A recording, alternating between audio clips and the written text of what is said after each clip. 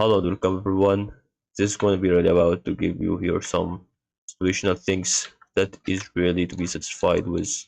To start to go with navigate to to name components. So first of all, what you're gonna do is about to go with a certain moment about to give you here uh, with the progress. So maybe this gonna be really first of things that we can start to name components.